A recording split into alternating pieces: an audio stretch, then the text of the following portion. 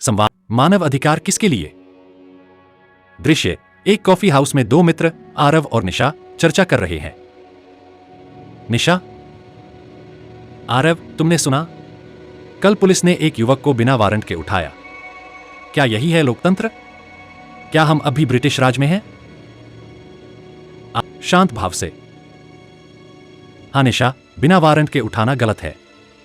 लेकिन क्या तुमने यह भी सुना कि उसी युवक पर 5 बम धमाकों का शक था और उसने 2 पुलिसकर्मियों पर फायरिंग की थी?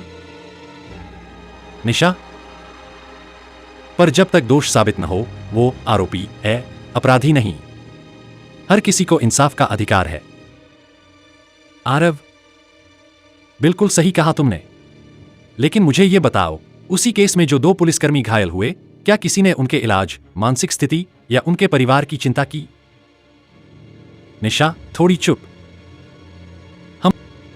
मीडिया ने शायद उतना कवरेज नहीं दिया, पर पुलिस तो सिस्टम का हिस्सा है, उन्हें तो वैसे भी संसाधन मिलते हैं। आरव, कागजों में हां, लेकिन जमीन पर एक कांस्टेबल 12 घंटे की ड्यूटी करता है, छुट्टी मुश्किल से मिलती है और जान पर खेलकर ड्यूटी करता है। क्या उसका भी कोई मानव अधिकार नहीं?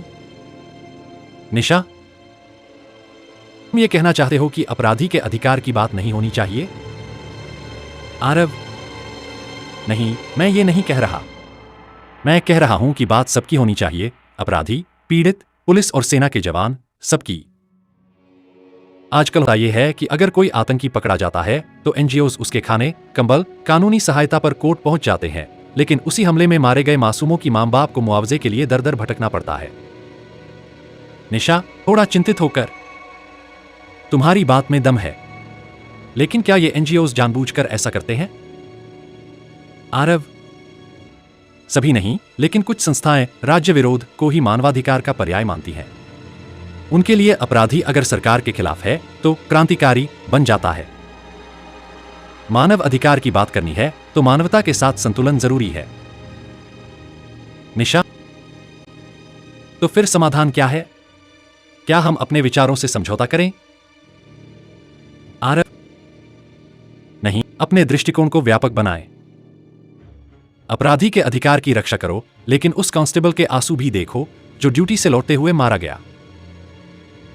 अफजल गुरु के लिए कविता लिखो, पर हेड कांस्टेबल तुकाराम ओंबले के लिए भी 2 पंक्तियां कहो, जिसने कसाब को जिंदा पकड़ते हुए जान दे दी।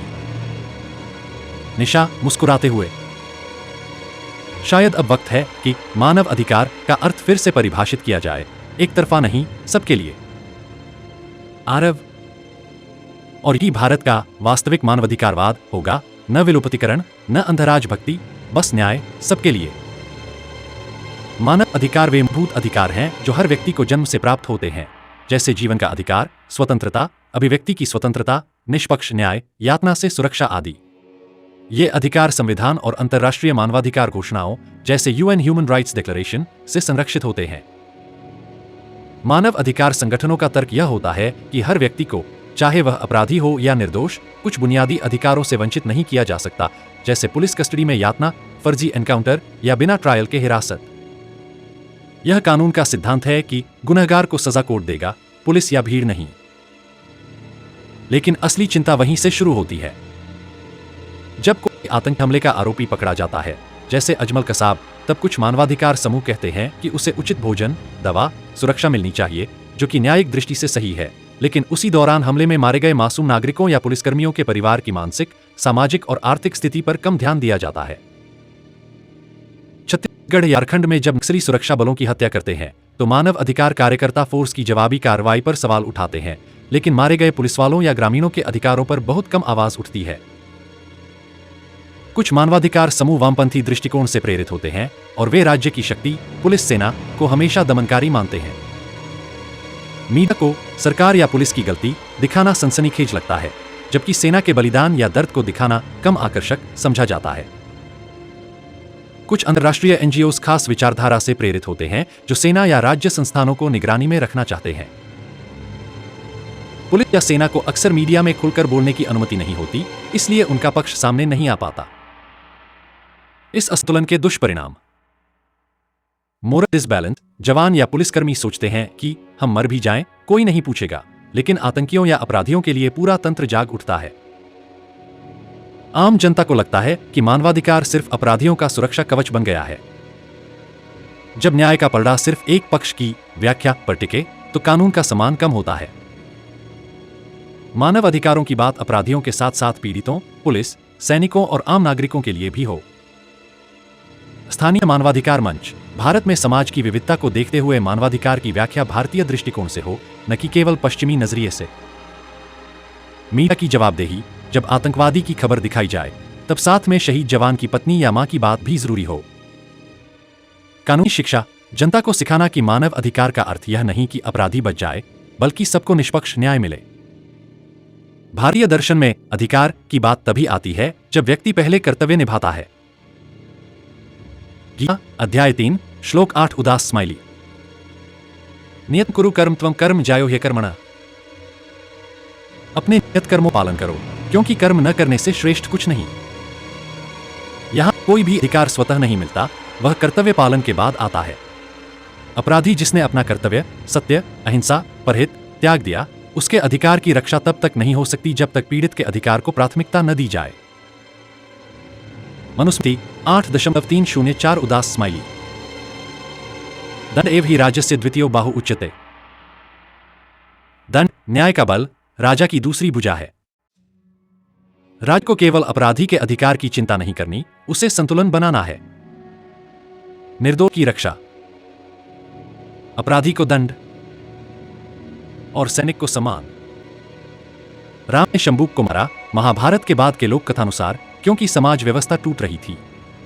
यह विवादास्पद हो सकता है, लेकिन यहां यह बताया गया कि जब समाज का सामूहिक संतुलन बिगड़ता है तब व्यक्तिगत अधिकार को नियंत्रित किया जा सकता है। भीष्म नीति शांति पर्व।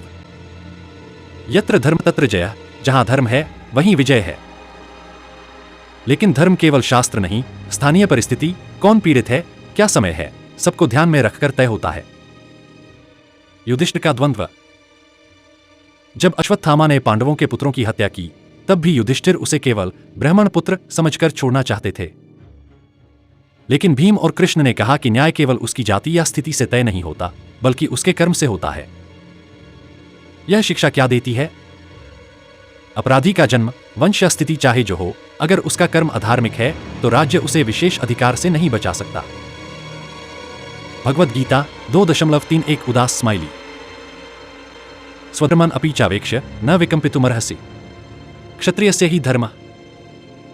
हे अर्जुन, तुम्हारा क्षत्रिय धर्म है युद्ध करना, न्याय और रक्षण के लिए। किंतु ध्यान दीजिए, युद्धरत अर्जुन के मानव अधिकार पर कोई चर्चा नहीं, लेकिन उसे कर्तव्य पालन से ही सम्मान और अधिकार मिलेगा, यह बताया गया।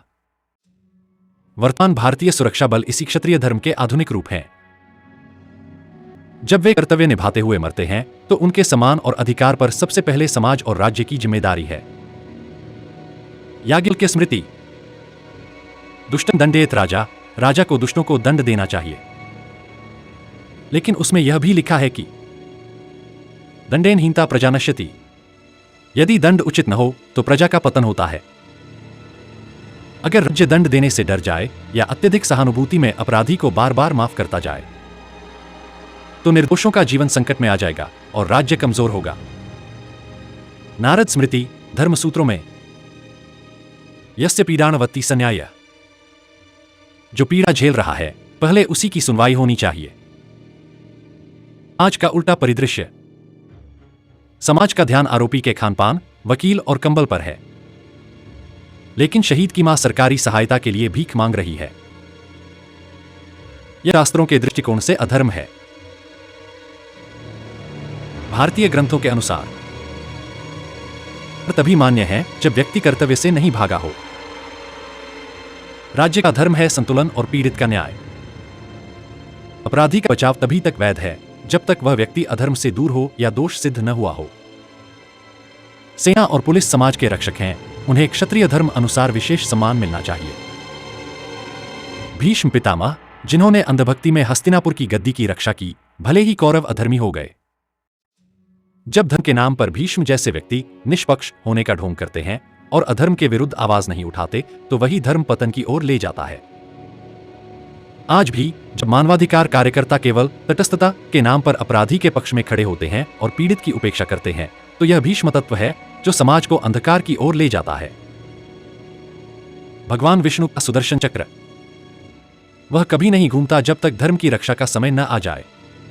जब असुर अत्याचार करते हैं तभी वह चक्र सक्रिय होता है। राज्य शक्ति, पुलिस, सेना, वही सुदर्शन चक्र है। लेकिन अगर आप उस चक्र को रोकते हैं न्याय के नाम पर, अपराधी के लिए सहानुभूति दिखाकर, तो समाज में असुरों का वर्चस्व हो जाता है। अत्यधिक सहिष्णुता अधर्म को प्रश्रय देती है। राम का खरदूषण वध। जब राम ने वन में सीता के अपहरण के बाद खरदूषण और राक्षसों का संहार किया, राम जो करुणा और मर्यादा के प्रतीक हैं, उन्होंने भी जब देखा कि अधर्म की सीमा पार हो रही है, तब उन्होंने शस्त्र उठाया। यह कहता है कि करुणा और सहिष्णुता की भी सीमा होती है, उसके बाद दंड ही धर्म है। आज जब आतंकवादी को भी भटका हुआ युवक कहा जाता है, लेकिन उसकी बम से मरे निर्दोषों के लिए कोई रोष नहीं होता, वह अहिंसा का विकृत रूप है। कर्ण को एक योद्धा होते हुए भी अपमानित किया गया क्योंकि वह सूतपुत्र था। अभिमन्यु एक योद्धा बालक चक्रव्यूह में मारा गया क्योंकि नियमों की अनदेखी हुई। जब समाज अपने रक्षकों, कर्ण जैसे क्षमतावान, अभिमन्यु जैसे बलिदानी को सम्मान नहीं देता, जब उसके मर्यादा रक्षक युद्ध में नीति की कमी के शिकार होते हैं, तो उस समाज पतन सुनिश्चित है। आज एक सैनिक या पुलिसकर्मी यदि घायल होता है और उसे न सम्मान मिलता है, न न्याय, तो वह कर्ण और अभिमन्यु जैसा प्रतीक बन जाता है, मारा गया, उपेक्षित और अपमानित। भगवान शिव जो एक ओर ध्यान में लीन है, दूसरी ओर तांडव करते हैं। शिव प्रतीक हैं उस शक्ति के जो ध्यान, करुणा, समाधि और विनाश, दंड, नियंत्रण दोनों के बीच संतुलन रखती है। अगर आप सिर्फ ध्यान करें और तांडव न करें तो रावण बढ़ता है। अगर आप सिर्फ तांडव करें और ध्यान न करें तो समाज क्रूर हो जाता है। आज मानवाधिकार का संतुलन यही मांगता है कि करुणा हो, लेकिन तांडव के लिए भी जगह हो, न्याय में संतुलन रहे। यदुवंश का अंत, स्वयं श्री कृष्ण के वंश ने जब शक्ति का दुरुपयोग किया तो अंततः उन्होंने स्वयं उसे समाप्त किया। यदि शक्ति, एनजीओ, मीडिया, एक्टिविस्ट विवेक और संतुलन से न चले, यदि वे केवल एक पक्ष को बढ़ावा दें, जैसे केवल अपराधी के अधिकार की रक्षा, तो वे समाज में वही करते हैं जो यदुवंश ने किया, भीतर से पतन। न्याय व्यवस्था का मूल सिद्धांत मैं किसी भी आरोपी को तब तक निर्दोष माना जाता है जब तक कि उसके दोष सिद्ध न हो जाए। समस्या कहां आती है? जब यह सिद्धांत के आरोपी के पक्ष में काम करता है और पीड़ित के दर्द की उपेक्षा करता है। आधुनिक न्याय प्रणाली का उद्देश्य न्याय का संतुलन है, न कि पक्षपात। यह विचार मूलतः जॉन लॉक, रूसो और मॉन्टेस्क्यू जैसे यूरोपीय दार्शनिकों के नेचुरल राइट्स से आया है, लेकिन भारत में इसे बिना स्थानीय संदर्भ के लागू किया जाता है। व्यक्ति को राज्य से संरक्षित किया जाना चाहिए। राज्य हमेशा संदेह के घेरे में है। भारतीय दृष्टिकोण धार्मिक आध्यात्मिक। समाज एक पारिवारिक इकाई है, वसुधैव कुटुंबकम। कर्तव्य और अधिकार दोनों साथ चलते हैं। पश्चिम में मानवाधिकार विचार द्वितीय विश्व युद्ध के बाद उभरा, जब तानाशाही और युद्ध अपराध हुए। भारत की समस्या अलग है। यहां आंतरिक अपराध, विद्रोह, माओवादी हिंसा, अलगाववाद जैसे मुद्दे ज्यादा हैं, जहां पीड़ित भी नागरिक है और कार्यकर्ता भी नागरिक है। जब कोई आतंकी मारा जाए तो मारा गया मुस्लिम युवक कहा जाता है। जब एक जवान मारा जाए तो बस एक सुरक्षाकर्मी। मीडिया एक घटना को कैसे प्रस्तुत करता है, वही जनता के भाव और सोच को निर्धारित करता है। समाज में कुछ पीड़ितों को महत्वपूर्ण माना जाता है, जैसे दलित, महिला, आदिवासी आदि, जबकि जवान या पुलिसकर्मी जैसे पीड़ितों को सिस्टम का हिस्सा मानकर नजरअंदाज किया जाता है। इंसान उस वर्ग के प्रति ज्यादा सहानुभूति रखता है जिसे वह कमजोर समझता है, भले ही वह अपराधी हो। न्यूरोसाइंस में इसे इन-ग्रुप बायस कहा जाता है। हम अपने जैसे दिखने या सोचने वाले के साथ जुड़ते हैं, दूसरों को दूर कर देते हैं। कुछ एजेंसियां केवल एक राजनीतिक उद्देश्य के तहत काम करती हैं, जैसे राज्य की छवि को खराब करना या जातीय धार्मिक पहचान को मुद्दा बनाना। अमेरिका और यूरोप में अनेक बार भारत की सुरक्षा नीति को मानवाधिकार हनन कहा गया है, लेकिन जब वही देश खुद आतंकवाद से लड़ते हैं तो नेशनल इंटरेस्ट कहकर कार्यवाही को सही ठहराते हैं। जब खुद से किसी मुद्दे पर कार्रवाई करे, अगर न्यायालय भी एक तरफा दृष्टिकोण अपनाने लगे, जैसे आतंकियों की फांसी रोकना लेकिन जवानों के केस को अनदेखा करना, तो न्याय पर से जनता का विश्वास डगमगाता है। मानवाधिकार की पूरी प्रणाली को कर्तव्यों के संदर्भ में फिर से परिभाषित किया जाए। अपराधी के अधिकार कर्तव्य त्याग की सीमा तक सीमित। रक्षक पीड़ित के अधिकार कर्तव्य पालन के कारण प्राथमिकता के अधिकारी। जो समाज के लिए खतरा बने, उसके अधिकारों की रक्षा की बजाय समाज की रक्षा को प्राथमिकता दी जाए। जो अपने कर्तव्य से समाज की रक्षा करे, पुलिस, सैनिक, उसके लिए विशेष कर्तव्य आधारित अधिकार सुनिश्चित हों। वर्तमान मानवाधिकार आयोग को केवल दमन की जांच नहीं, बल्कि धर्म संतुलन के आधुनिक रूप में परिवर्तित किया जाए। यह आयोग केवल पीड़ित की नहीं, समाज के नैतिक संतुलन की रक्षा करे। मानवाधिकार के दायरे को 2 हिस्सों में बांटा जाए।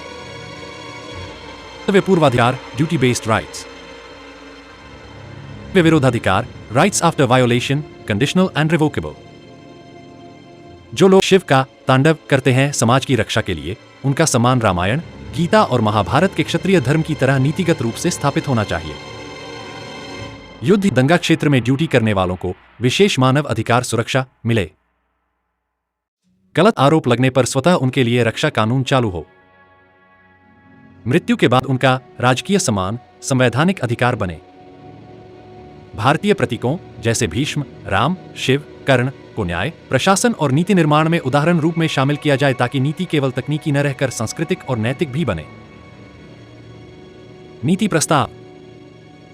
हर IPS IAS प्रशिक्षण में नीति प्रतीकशास्त्र का पाठ पढ़ाया जाए।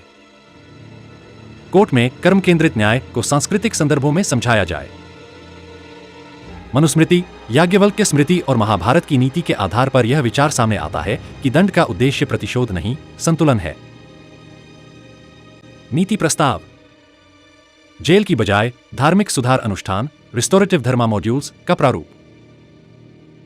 संगठित अपराध या आतंकवाद के मामलों में अधिकार सीमित करने वाले अनुच्छेद जोड़े जाएं। न्याय पीड़ित की संतुष्टि प्लस समाज की सुरक्षा, यह नया सिद्धांत संवैधानिक व्याख्या में लाया जाए।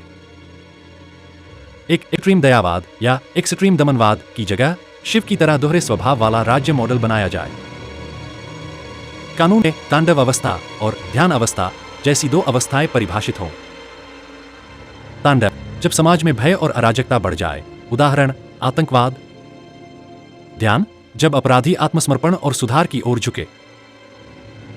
इससे राज्य न तो क्रूर कहलाएगा और न ही निर्बल। भारतीय समाज को नई पीढ़ी के लिए इन गूढ़ विचारों को लोकप्रिय माध्यमों, रंगमंच, फिल्म, कॉमिक्स से जोड़ना होगा। विद्यालयों में धर्म, न्याय और प्रतीक पर आधारित संवादात्मक नाट्य प्रतियोगिताएं हों। सोशल मीडिया अभियान चलाए जाए, मानव अधिकार या मानव दायित्व